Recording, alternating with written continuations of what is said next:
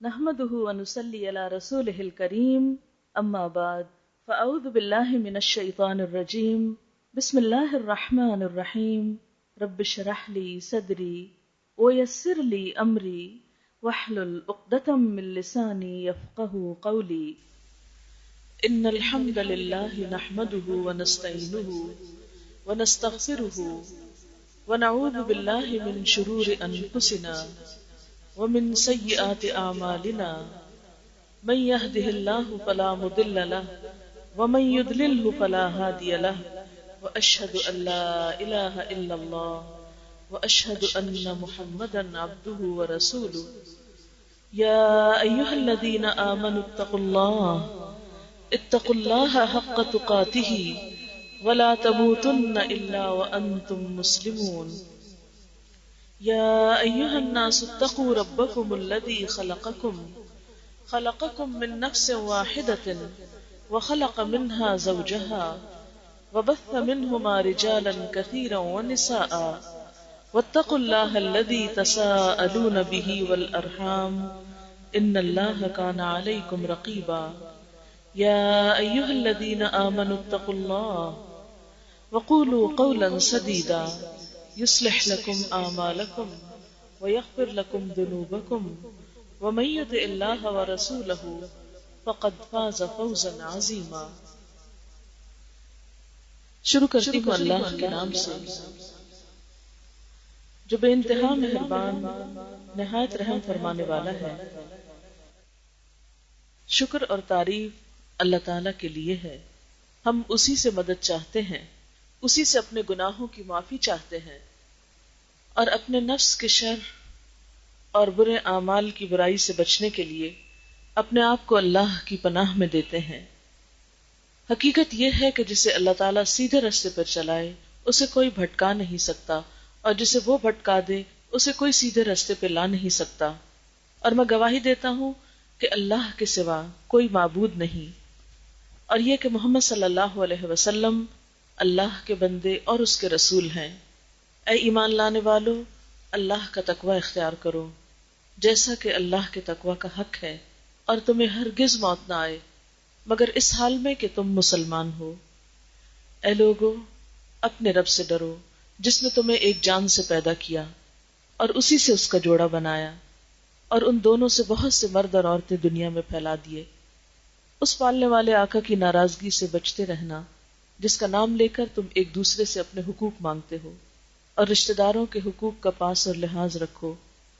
یقین جانو اللہ تم پر نگرانی کر رہا ہے. اے لوگو جو ایمان لائے ہو، اللہ سے ڈرو اور سیدھی بات کیا کرو. اللہ تمہارے اعمال کی اصلاح کر دے گا اور تمہارے گناہوں پر معافی کا پردہ ڈال دے گا. اور جو کوئی اللہ اور اس کے رسول صلی اللہ علیہ وسلم کی اطاعت کرے گا وہ عظیم الشان کامیابی پائے گا. معزز خواتین، اس وقت جو عبارت میں نے آپ کے سامنے پڑھی ہے یہ خطبہ نکاح کی عبارت ہے. شادی کے موقع پر اس مسنون خطبے کو پڑھا جاتا ہے. عموماً عربی میں پڑھتے ہیں، عربی میں سنتے ہیں اور نہیں پتہ چلتا کہ کیا پڑھا گیا، بس صرف ایک فرض سمجھ کر، ایک ریچول سمجھ کر اس کو بول دیتے ہیں. اور پھر یہ بھی ہوتا ہے کہ مردوں میں پڑھا جاتا ہے، مرد ہی سنتے ہیں اور بات ختم ہو جاتی ہے، نکاح ہو جاتا ہے. خواتین کے ہاں اس کو نہ پڑھنے، نہ سننے، نہ سمجھنے کا کوئی رواج نہیں. حالانکہ ہم دیکھتے ہیں کہ خواتین معاشرے کا نصف ہیں. کوئی بھی معاشرہ عورت کے وجود کے بغیر مکمل نہیں ہوتا، اور کوئی بھی گھرانہ اس کے بغیر وجود میں نہیں آتا، اس کے بغیر گھر ویران ہوتا ہے. لیکن حیرت کی بات یہ ہے کہ بہت سے معاملات میں عورت کو پیچھے رکھا گیا ہے، اور خصوصاً دین کے سیکھنے، سمجھنے اور شعور حاصل کرنے کے. اللہ تعالیٰ نے انسان کو باقی ساری مخلوق پر اس کی عقل اور شعور کی وجہ سے اس کو فضیلت دی ہے. اور جو انسان عقل سے کام نہیں لیتے، سمجھ سے کام نہیں لیتے، انہیں جانوروں سے بھی بدتر قرار دیا گیا ہے. قرآن پاک میں ایسے لوگوں کے بارے میں فرمایا گیا اولئک کالانعام بل ہم اضل، یہ لوگ مویشیوں کی طرح ہیں، جانوروں کی طرح ہیں، ان سے بھی زیادہ بھٹکے ہوئے ہیں. اس لیے انسان کی اصل عزت اور تکریم اس میں ہے کہ وہ سوچ سمجھ کر شعور کے ساتھ زندگی بسر کرے. کوئی بھی معاملہ ہو، کوئی بھی چیز ہو. آپ دیکھیے کہ جہاں ہماری دنیا کے معاملات ہوتے ہیں وہاں ہم خاص شعور کا مظاہرہ کرتے بھی ہیں. جہاں ہمارے دنیا کے کسی فائدے یا نقصان کی بات ہوتی تو ہمارا عقل سمجھ سب کام کرنے لگتا ہے. اور آپ نے دیکھا ہوگا کہ بچے تک بھی معمولی سمجھ رکھنے والے افراد بھی جہاں ان کی اپنی دلچسپی کی بات ہوتی ہے وہاں وہ توجہ کرتے ہیں، غور کرتے ہیں. لیکن آخر کیا وجہ ہے کہ ہم اللہ تعالیٰ ہی کی طرف سے آئی ہوئی بات کو سمجھنے کی کوشش نہیں کرتے، یا اس پر توجہ نہیں کرتے، یا اس پر غور و فکر نہیں کرتے؟ اور ایسا کرنا خود ہمارے ہی لیے نقصان دہ ہے.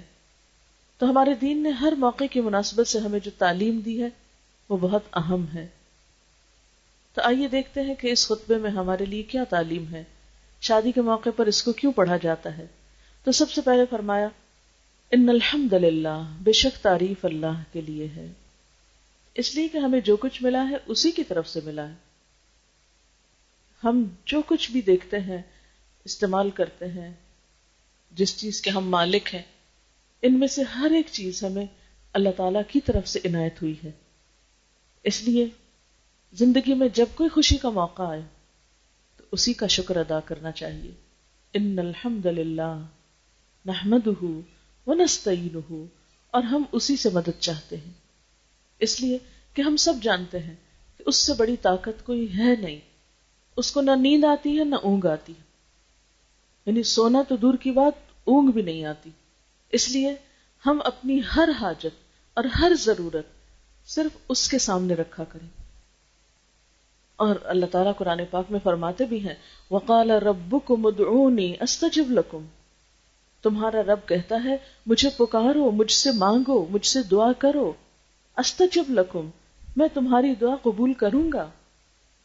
اور یہ شیطان کا وسوسہ ہوتا ہے کہ تم اتنے پہنچے ہوئے کہاں کہ تمہاری قبول ہو، تمہاری نہیں سنی جائے. کبھی بھی وہ دعا میں یکسوئی نہیں آنے دیتا، توجہ نہیں آنے دیتا کہ تمہاری نہیں سنی جائے گی، حالانکہ یہ محض شیطان کا وسوسہ ہے. ایک اور جگہ پر اللہ تعالیٰ فرماتے ہیں وَإِذَا سَأَلَكَ عِبَادِي عَنِّي فَإِنِّي قَرِيبٌ أُجِيبُ دَعْوَةَ الدَّاعِ إِذَا دَعَانِ. جب آپ سے میرے بندے میرے بارے میں پوچھتے ہیں، یعنی اللہ تعالیٰ کے بارے میں کہ وہ اللہ تعالیٰ کہاں ہے، قریب ہے یا دور ہے، آہستہ بات سنتا ہے یا اونچی سنتا ہے، فَإِنِّي قَرِيبٌ، تو بے شک میں قریب ہوں، دور نہیں ہوں. آپ چھپکے چھپکے پکارے، دل ہی دل میں پکارے، اونچی آواز سے پکارے، دن کو پکارے، رات کو پکارے، سب لوگوں کے بیچ میں بیٹھ کے پکارے، تنہائی میں پکارے، کہیں بھی پکارے، وہ ہر جگہ سنتا ہے. انی قریب، میں تو قریب ہوں، کہیں دور جانے کی بھی ضرورت نہیں. آپ دیکھیے جب ہمیں کسی انسان سے ضرورت پڑتی ہے تو اس کے لیے ہمیں انتظار کرنا پڑتا ہے، وہ کب فارغ ہو تو ہم جائیں. اپنے ماں باپ سے بھی کبھی کام ہو تو بعض اوقات ہم بات کرتے ہوئے جھجکتے ہیں، اچھا ابھی بزی ہیں، ابھی سو رہے ہیں، ابھی کھا رہے ہیں، ابھی فلاں کام کر رہے ہیں، اس لیے بات نہیں کر سکتے. لیکن آپ نے دیکھا کہ اللہ تعالیٰ سے بات کرنے کے لیے، دعا مانگنے کے لیے، پکارنے کے لیے کسی بھی پروٹوکول کی ضرورت نہیں ہوتی. ایک لمحے کے انتظار کی ضرورت نہیں کہ اچھا میں یہ کر لوں تو پھر اس کے بعد فارغ ہو کے مانگو گی. نہیں، جہاں ہے، جس حال میں ہے، خوش ہے، غمگین ہے، دل پہ کوئی دکھ ہے، کوئی بوجھ ہے، کوئی تکلیف ہے، فوراً پکاریں، وہ سنتا ہے. وہ تو دلوں کے خیالات تک کو جانتا ہے. وَنَعْلَمُ مَا تُوَسْوِسُ بِهِ نَفْسُهُ وَنَحْنُ أَقْرَبُ إِلَيْهِ مِنْ حَبْلِ الْوَرِيدِ. ہم تو اس کے دل سے اٹھنے والے خیالات تک سے واقف ہیں، وسوسوں تک کو جانتے ہیں، اور ہم اس کی شہ رگ یا گردن کی رگ سے بھی زیادہ اس کے قریب ہیں. یعنی جتنا کوئی قریب اپنے آپ سے ہو سکتا ہے، اللہ تعالیٰ اس سے بڑھ کے ہمارے قریب ہیں، اور جہاں بھی ہم ہوں وہیں ساتھ ہے وہ. اور پھر اس کا وعدہ ہے کہ میرے بندے کے ہونٹ جب تک میری یاد میں ہلتے رہیں گے میں اس کے ساتھ ہوں گا. فَاذْكُرُونِي أَذْكُرْكُمْ وَاشْكُرُوا لِي وَلَا تَكْفُرُونِي. تم مجھے یاد رکھو، میں تمہیں یاد رکھوں گا. تم میرا ذکر کرو، میں تمہیں یاد رکھوں گا. اس سے بڑی سعادت اور کیا ہو سکتی، اس سے بڑی خوشی کی بات اور کیا ہو سکتی ہے، اس سے بڑی امید اور اطمینان کی بات کیا ہو سکتی ہے کہ وہ خود ہم سے فرما رہا ہے مجھے یاد کرو، میں تمہیں یاد رکھوں گا. اس لیے ضرورت کس بات کی ہے؟ کہ ہم اسے یاد کرنے والے بنے، ہم اس کا ذکر کرنے والے بنے، ہم اس کو نہ بھولیں، کیونکہ جو اللہ تعالیٰ کو بھولتا ہے اللہ تعالیٰ اس کو بھلا دیتے ہیں. نسوا اللہ فنسیہم، انہوں نے اللہ کو بھلا دیا، اللہ تعالیٰ نے ان کو بھلا دیا. تو جو اس کو بھولے گا اسے بھلا کیا پرواہ ہماری. اس لیے خوشی کا موقع ہو یا غم کا موقع ہو، اچھے حالات ہوں یا ناپسندیدہ حالات ہوں، کچھ بھی ہو، نیک ہوں یا گناہگار ہوں، سب اسی کی مخلوق ہیں. اس نے یہ نہیں کہا کہ جو نیک ہو بس وہ مجھے پکارا کرے، نہیں، وہ تو ہر ایک کی سنتا ہے. یہاں تک روایات میں آتا ہے کہ مظلوم کی دعا یا بد دعا جسے کہتے ہیں ہم، خواہ وہ کافر بھی ہو، کوئی کیسا بھی ہو، اس کی بھی فوراً سنی جاتی. اللہ تعالیٰ کو ظلم ہرگز پسند نہیں کہ کوئی بندہ کسی بندے کا کوئی حق مارے، اس کی جان یا مال یا عزت پہ حملہ آور ہو، یا کوئی کسی کو دکھ دے، ناروا تکلیف پہنچائے. تو ایسے میں اللہ سبحانہ و تعالیٰ کو ہرگز یہ بات اچھی نہیں لگتی. اور جس کے ساتھ ظلم ہو، جس کا دل دکھ جائے، جو پریشان حال ہو، اس کی تو فوراً پہنچتی ہے. یہ بھی شیطان کا وسوسہ ہے کہ تم تو اتنی نیک نہیں ہو، اس لیے کسی اور سے کہہ دو تمہارے لیے دعا کر دے. نہیں، ہم کچھ بھی ہیں، اس کو چھوڑ کے کہاں جائیں گے؟ وہ تو 70 ماؤں سے بڑھ کے پیار کرتا ہے. تو ایک بچہ اگر ماں کو ستائے یا پریشان کرے تو ایسا تو نہیں ہوتا کہ دوبارہ اگر وہ ماں کی طرف آئے تو کہ میں تو تمہاری بات ہی نہیں سنتی. وہ اگر اوپر سے ناراضگی کا اظہار کرتی بھی ہے تو اس کے دل کے اندر پھر اسی کی طرف پلٹنا ہوتا ہے. تو اللہ تعالیٰ تو ہمیں سمجھا رہے ہیں ہماری عقل کے مطابق کہ 70 ماہ سے بڑھ کے پیار کرنے والا ہوں. اس لیے ہر حال میں اسی کی طرف پلٹنا چاہیے، اسی سے مانگنا چاہیے، اسی کی طرف رجوع کرنا چاہیے، اور اس کے علاوہ کسی اور سے نہیں مانگنا چاہیے. کیونکہ افسوس کی بات تو یہ کہ ہمارے ہی مسلمان معاشرے کے اندر ایسے افراد موجود ہیں جو اللہ تعالیٰ کو چھوڑ کر اوروں سے مانگتے ہیں. ایسے وظیفے، ایسے کلام، ایسی چیزیں بنا رکھی ہیں جس میں صریحاً شرک پایا جاتا ہے کہ اللہ کو چھوڑ کے دوسروں کو پکارتے ہیں. حالانکہ اللہ تعالیٰ قرآن پاک میں فرماتے ہیں وَمَنْ أَضَلُّ مِمَّنْ يَدْعُو مِن دُونِ اللَّهِ، اس سے بڑھ کر گمراہ کون ہے، بھٹکا ہوا کون ہے، سیدھے راستے سے ہٹا ہوا کون ہے، جو اس کو چھوڑ کر اوروں کو پکارتا ہے.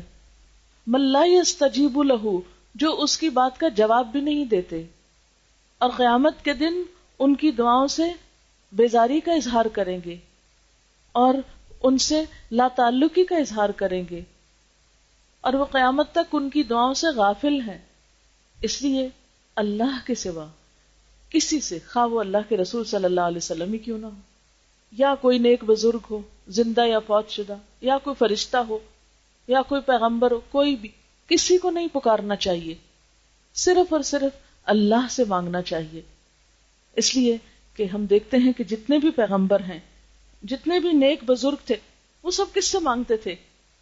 وہ کبھی یہ نہیں کہتے تھے کہ دیکھو سب کچھ ہمارے ہاتھ میں ہے، ہمیں تو کسی کی عبادت کی ضرورت ہی نہیں. یعنی جن نیک بزرگوں کو ہم نیک سمجھتے ہیں وہ نیک بنے کیسے؟ وہ اللہ کی عبادت سے بنے ہیں. اسی طرح حضرت آدم علیہ السلام نے کس سے مانگا؟ اللہ تعالیٰ سے. حضرت نوح علیہ السلام نے کس سے فریادیں کی؟ اللہ تعالیٰ سے. گویا نبی صلی اللہ علیہ وسلم تک جتنے بھی ہزاروں پیغمبر آئے ہیں ان سب نے اپنی ہر حاجت اللہ تعالیٰ سے مانگی. حتیٰ کہ یہاں تک روایات میں آتا ہے کہ آپ صلی اللہ علیہ وسلم نے صحابہ کرام کو ایسی تعلیم اور تربیت دی تھی کہ ان کی جوتی کا تسمہ بھی ٹوٹتا تھا تو وہ اللہ سے مانگتے تھے. پہلا خیال بندوں کی طرف نہیں جاتا تھا، پہلا اللہ کی طرف. اچھا مجھے یہ ضرورت پیش آ گئی، اللہ تعالیٰ پوری کر دے گا. کتنا دل میں ایک دم اطمینان آ جاتا ہے، توکل آ جاتا ہے، ایک ڈھارس بن جاتی ہے. یہ مشکل، کوئی مشکل نہیں، اس لیے کہ میرا سہارا اور میرا بھروسہ اس رب پر ہے جو سب سے زیادہ ہر طاقت کا مالک ہے. کبھی ہم ایک آسمان پر ہی نظر ڈال کر دیکھیں اس کی وسعتوں کو، کس قدر پھیلا ہوا ہے. جو رب اتنا وسیع، اتنا بڑا آسمان بنا سکتا ہے، وہ میرا ایک چھوٹا سا کام نہیں بنا سکتا؟ بنا سکتا ہے. ضرورت اس بات کی ہے کہ میرے پکارنے میں یقین ہو، میرے دل میں اس کی محبت ہو، میرا اس پہ توکل اور بھروسہ ہو، اور میری زبان پر اس کا ذکر ہو. میں پکاروں تو بدگمانی سے نہیں، پر اعتماد طریقے سے، خوشی سے. اس لیے ہر موقع پر نستعینہ، وَنَسْتَغْفِرُهُ، اور خصوصی طور پر استغفار، بخشش کی دعا. حدیث میں آتا ہے من لزم الاستغفار، جس نے استغفار پابندی کے ساتھ پڑھا، لازم کر لیا، جعل اللہ لہ من کل ہم فرجا، اللہ تعالیٰ اس کے لیے ہر فکر پریشانی سے نکلنے کا راستہ بنا دیں گے، ہر غم سے نکلنے کا راہ بنا دیں گے، ہر مشکل اس کے لیے آسان کر دیں گے. وَرَزَقَهُ مِنْ حَيْثُ لَا يَحْتَسِبُ، اس کو وہاں سے رزق دیں گے جہاں سے وہ سوچ بھی نہیں سکتا ہو. ایسی جگہ سے مدد آئے گی کہ انسان کے وہم و گمان میں بھی نہیں ہوگی، انسان کی کسی پلاننگ اور منصوبہ بندی میں ہی نہیں ہوگی کہ یہاں سے بھی مدد ہو سکتی، یہ بھی کام آ سکتا ہے.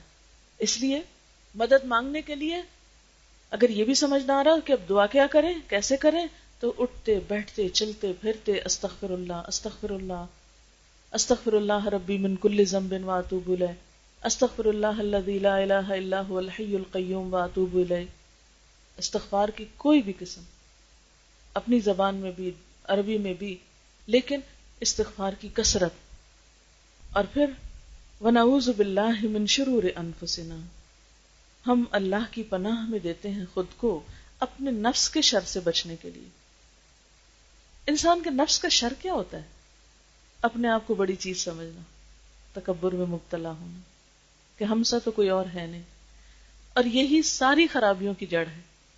جب انسان اپنے آپ کو بڑی چیز سمجھتا ہے تو نتیجہ کیا نکلتا ہے کہ دوسرے سب چھوٹے نظر آنے لگتے ہیں. پھر انسان ان سے رسپیکٹ ڈیمانڈ کرتا ہے، پھر انسان ان سے محبت ڈیمانڈ کرتا ہے، پھر انسان ان سے توقعات بہت سی رکھ لیتا ہے. پھر جب وہ سب پورا نہیں ہوتا تو کبھی انسان غصہ کرتا ہے، کبھی اریٹیشن کا شکار ہوتا ہے، پھر اس سے ناراض ہوتا ہے، اس سے ناراض ہوتا ہے، اس سے خفا ہوتا ہے، اس سے گلا، اس سے شکوہ. اب کیا ہوا؟ خوش رہ ہی نہیں سکتا. جس انسان کا دل صرف گلوں شکووں سے بھرا ہوا ہو، جس کے خیال میں سب غلطی کرتے ہیں، جس کے خیال میں کوئی انسان چاہے جانے کے قابل نہیں ہے، اور ہر غلطی کا ایک جواز ڈھونڈ لیں، اس کی کوئی تعویل ڈھونڈ لیں، اس کی کوئی جسٹیفیکیشن تلاش کر لیں. تو اب آپ خود سوچیں، یہ دو کردار ہیں. وہ شخص جو ہر غلطی کی کوئی تعویل اور بہانہ کرتا ہے، عذر تلاشتا ہے اور غلطی مانتا نہیں ہے، تو پھر وہ اس شر سے بچ کیسے سکتا؟ اللہ تعالیٰ اس کو سیدھا رستہ کیسے دکھا دے؟ یہ بالکل ایسے ہی نا کہ اگر کوئی شخص راہ بھول جائے کہیں جانے کا، اور کوئی اور اس کو بتائے بھی آپ جس گلی میں جا رہے ہیں آگے ڈیڈ اینڈ ہے، بند ہے، آگے نہیں جا سکتے آپ، وہ کہیں دیوانہ ہے، مجھے تو کوئی ایسا نظر نہیں آ رہا، اور وہ چلتا چلا جائے اپنی مرضی پہ، اور آگے جا کے دیکھے تو وہ تو واقعی بند تھا. اب دنیا میں تو ایسا ہوتا ہے کہ ہم واپس گاڑی موڑ لیں، لیکن آخرت میں تو کوئی ٹرن نہیں ہے، کوئی واپسی کا راستہ ہی نہیں ہے، بس جہاں پہنچ گئے وہیں پہنچ گئے. تو جو شخص کسی کی بات ماننے کو ہی تیار نہ ہو، وہ ہر ایک کو احمق دیوانہ سمجھے، نہ اللہ کی بات سنے، نہ اس کے رسول صلی اللہ علیہ وسلم کے طریقے پہ غور کرے، نہ کوئی اور کسی کی کام کی بات سنے، نہ کوئی دین کا علم حاصل کرنا چاہے، نہ کچھ سیکھنا چاہے، بس اپنی غلطیاں کرتا جائے اور اپنے آپ کو جسٹیفائی کرتا جائے اور طرح طرح کے بہانے تراشتا جائے، اور اسے ہدایت سے کوئی دلچسپی نہ ہو، اور پھر آخر میں اللہ تعالیٰ کو بلیم کرے، اللہ تو نے مجھے ہدایت نہیں دی اس لیے میں ہدایت نہیں پا سکتا. ایسے تو ہدایت نہیں ملتی. دنیا میں بھی آپ دیکھیں، کوئی چھوٹی سی چیز آپ کو چاہیے ہوتی ہے تو اس کے لیے آپ کیا کرتے ہیں؟ کتنی ایفرٹ کرتے ہیں. آپ یہ تو نہیں کرتے کہ آپ سوچ کے بیٹھ جائیں کہ اچھا گھر میں اچھا سا باغیچہ بننا چاہیے، اور پھر آپ بیٹھے رہیں سوچتے رہیں دیکھتے رہیں، اچھا ٹھیک ہے بارش آئے گی، خود ہی کچھ گھاس اگائے گا، اور کوئی شاید پولن ولن آ جائے اور کچھ پودے نکل آئے، پھول پڑ جائیں، کچھ ہو جائے. ایسے تھوڑی. اگر آپ کو شوق ہے گارڈن لگانے کا تو اس کے لیے آپ کو پتا ہے لوگ کتنی محنت کرتے ہیں، کتنی ایفرٹ کرتے ہیں. وقت پہ اگر وقت گزر جائے اور پھر آپ پودے لگائیں تو پھول بھی نہیں آتے، بے وقت کی راگنی ہوتی ہے وہ. تو بالکل اسی طرح ہمیں یہ بات بھی سمجھنے کی ضرورت ہے کہ جو شخص ہدایت چاہتا ہے اس کے لیے اسے پھر کوئی انٹرسٹ شو کرنا چاہیے کہ اللہ تعالیٰ میں آپ کی طرف آنا چاہتا ہوں، میں کوشش اور محنت کرنا چاہتا ہوں، تو میرا ہاتھ تھام لے، تو مجھے راہ دکھا دے. اب دیکھیں کہ ابراہیم علیہ السلام نے کس ماحول میں آنکھ کھولی؟ مکمل شرک تھا، ایک اللہ کی عبادت کا کوئی تصور ہی نہیں تھا، ماں باپ بھی کسی اور دین پر تھے، کوئی روشنی نہیں تھی پورے معاشرے کے اندر، لیکن ان کے اپنے اندر ایک سوچ تھی، ایک تڑپ تھی. سب سے پہلے ستارے کو دیکھا تو بولے یہ خدا ہو سکتا ہے، یہ چمکتا ہے. جب دیکھا کہ وہ ڈوب گیا تو کہنے لگا میں ڈوبنے والوں کو تو پسند نہیں کرتا.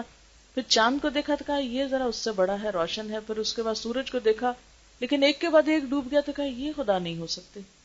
خدا تو وہی ہو سکتا ہے جو ہمیشہ سے اور ہمیشہ باقی رہے، خواہ وہ مجھے نظر آئے یا نہ آئے. لیکن ایسی چیزیں جو آنے جانے والی ہوں، جن کے ہاں زندگی اور موت ہو، وہ نہیں خدا ہوتے. اور اللہ تعالیٰ نے کس طرح ان کو تھاما؟ کسی نے آ کے ان کو نہیں بتایا تھا. ان کے اندر فطرت کی جو آواز تھی اس پہ لبیک کہا تھا.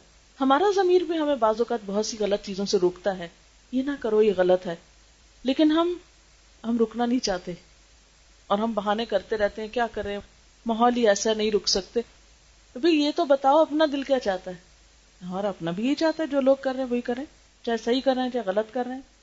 چلو تم ادھر کو ہوا ہو جدھر کی.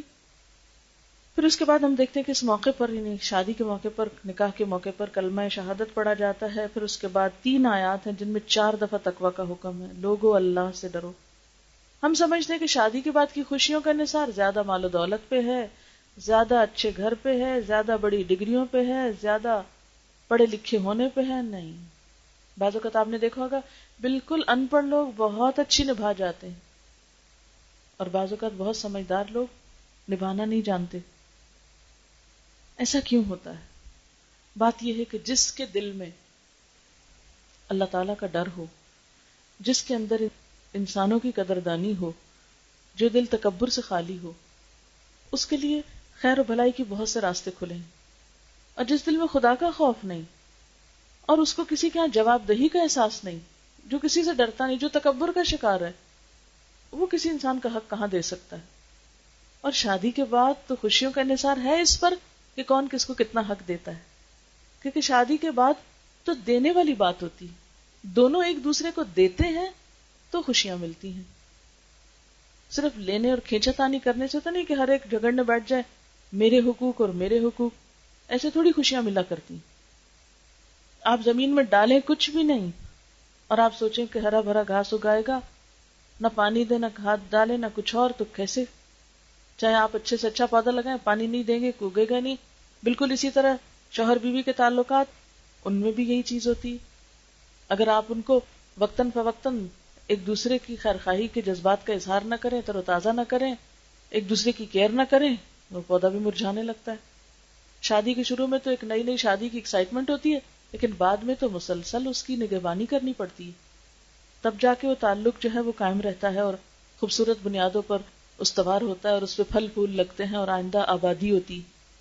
اور اگر یہ نہ ہو تو ایک اجڑا ہوا ویران گھر ہوتا ہے جس میں کسی کو کسی کی قدر نہیں. تو اسلام اس قدردانی کے لیے بندوں کے دل میں بندوں کا خوف نہیں، وقتی لالچ نہیں، اللہ کا ڈر پیدا کرتا ہے. کیونکہ جس کے دل میں اللہ کا ڈر ہوگا نا، وہ غلط بات نہیں زبان سے نکالے گا، وہ کسی پہ الزام نہیں لگا سکے گا، وہ کسی کو ستائے گا نہیں، وہ کسی کا حق نہیں مارے گا، وہ کسی کا حق رکھ ہی نہیں سکتا. اب جو حق شوہر کی بیوی پر ہے یا بیوی کے شوہر پر ہے، جس کو یہ پتا ہو کہ میرے رب نے مجھے پوچھنا ہے، کوئی اور پوچھے یا نہ پوچھے، تو وہ اپنی ذمہ داری پوری کر دے گا، کوئی دوسرا کچھ بھی کرے. اور جب ایک پوری کرے گا تو دوسرے کو بھی شاید حیا آئے، دوسرا بھی آگے بڑھے. اور اگر ایک سے کوئی کمی کوتاہی ہوگی، دوسرے نے معاف کر دی، دوسرے سے ہوگی، پہلے معاف کر. اس طرح زندگی کی گاڑی چلتی چلی جاتی. تو اس لیے ہم دیکھتے ہیں کہ 3 آیتیں اور 4 دفعہ اللہ سے ڈرنے کا حکم. لوگوں اللہ سے ڈرو، ایمان والو اللہ سے ڈرو جیسا ڈرنا چاہیے، اور تمہیں موت نہ ہے مگر یہ کہ تم مسلمان ہو. یعنی مرتے دم تک اللہ کی اطاعت اور وفاداری پہ قائم رہنا، کیونکہ واپس جو اس کے پاس جانا ہے، ہمارا نتیجہ اور انجام جو اس کے ہاتھ میں ہے، حساب جو اس کو دینا ہے. اس لیے اس کی مرضی کے بغیر اگر دنیا سے گئے، جیسے وہ حدیث میں آتا ہے نا کہ انسان جس حال میں مرے گا اسی میں اٹھے گا. اور ایک اور حدیث میں آتا ہے انما الاعمال بخواتیمہا، اعمال کا دار و مدار ان کے خاتمے پر ہوتا ہے. اسی لیے ہر چیز میں اچھے خاتمے کی تمنا رکھنی چاہیے اور دعا کرنی چاہیے کہ اللہ تعالیٰ ہمارے معاملات کا خاتمہ اچھا کر دے. دعا بھی سکھائی گئی، اللہم احسن عاقبتنا فی الامور کلہا واجرنا من خزی الدنیا وعذاب الآخرہ، کہ اللہ تعالیٰ ہمارے انجام کو اچھا کر دے. احسن عاقبتنا فی الامور کلہا، سارے کے سارے معاملات میں، واجرنا من خزی الدنیا وعذاب الآخرہ، ہمیں دنیا کی رسوائی اور آخرت کے عذاب سے بچا لے. اور پھر ہم دیکھتے ہیں کہ اللہ تعالیٰ خاص طور پر رشتہ داروں سے اچھے سلوک کا فرما رہے ہیں، اس لیے کہ رشتہ داروں کے ساتھ صلہ رحمی جو ہے وہ برکتوں اور رحمتوں کے دروازے کھول دیتے۔ نبی صلی اللہ علیہ وسلم نے فرمایا جو شخص یہ چاہتا ہو کہ اس کی عمر میں برکت ہو، اس کے رزق میں وسعت ہو، اسے چاہیے رشتہ داروں سے اچھا سلوک کیا کرے، صلہ رحمی کیا کرے۔ اور آپ نے یہ بھی فرمایا کہ صلہ رحمی کرنے والا وہ نہیں کہ جو بدلے کے طور پہ صلہ رحمی کرتا ہے، کوئی اچھا کرے تو ہم کریں گے۔ صلہ رحمی کرنے والا تو وہ ہے کہ اگر اس سے کوئی اچھا نہ بھی کرے تو بھی وہ اچھا کرے، کیونکہ یہ حق اللہ نے رکھے نا۔ یہ اس لیے نہیں کہ بدلے میں ہمیں دینا ہے کہ بہن بھائی پوچھتے تو ہم بھی پوچھیں، نہیں پوچھتے تو ہم بھی نہ پوچھیں، نہیں۔ ہو سکتا ہے ان کی کوئی مجبوری ہو، کوئی مصروفیت ہو، کوئی بیماری ہو، کوئی حالات ایسے ہوں، مثلا آپ کو اللہ نے ٹیلی فون کی فیسلٹی دی، ہو سکتا ہے بہن بھائی کو نہ دی ہو، آپ کہیں کہ جی میں تو اتنی دفعہ کال کرتی ہوں، وہ مجھے کبھی بھی نہیں کرتے، تو ان کے پاس فیسلٹی نہیں، آپ کیسے توقع رکھ سکتے ہیں؟ ایک شخص فارغ ہے، دوسرا مصروف ہے۔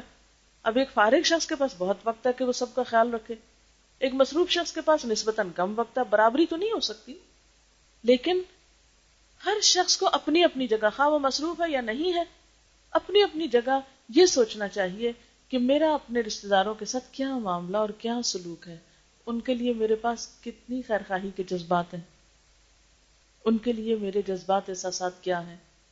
نبی صلی اللہ علیہ وسلم نے یہ بھی فرمایا لا يدخل الجنۃ قاطع رحم، رشتوں کو کاٹنے والا جنت میں نہیں جائے گا۔ اتنی سخت بات آپ نے فرمائی۔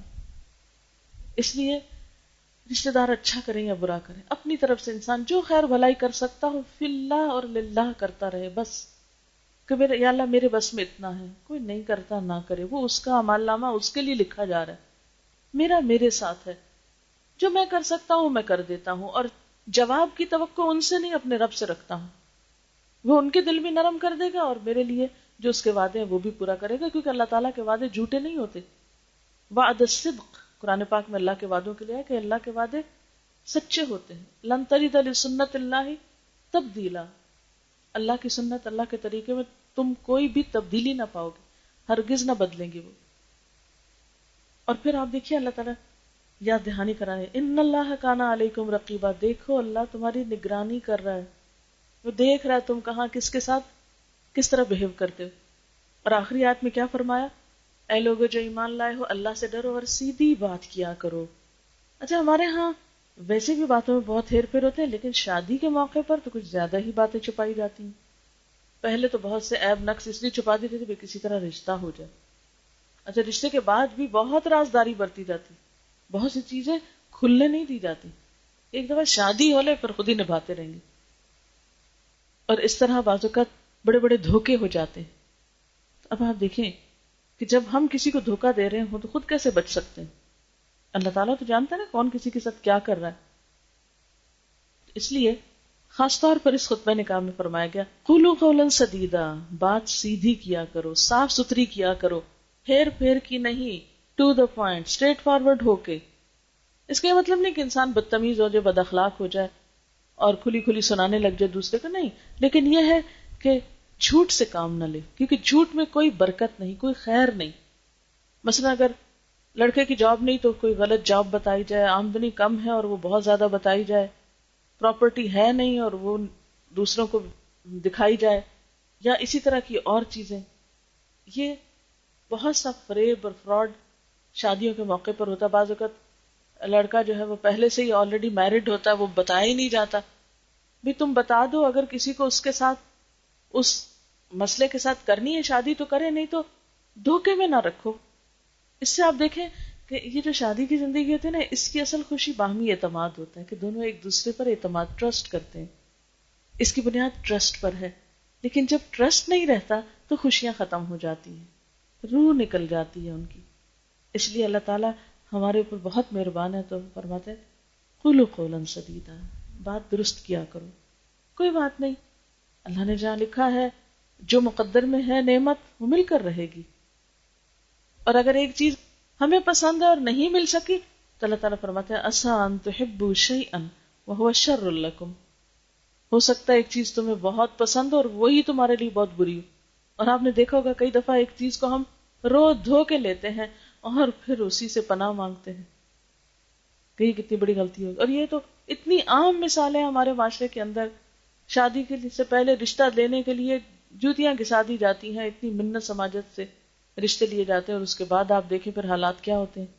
اور اسی طرح بعض اوقات ایک چیز پسند نہیں ہوتی، ہمارا دل اس پہ نہیں اتنا لگتا، لیکن اللہ تعالیٰ فرماتے ہیں کہ اگر پھر بھی تمہاری زندگی میں وہ چیز آ جائے تو اسے قبول کر لو، کیونکہ وہ آسان تکرہوا شیئا ویجعل اللہ فیہ خیرا کثیرا.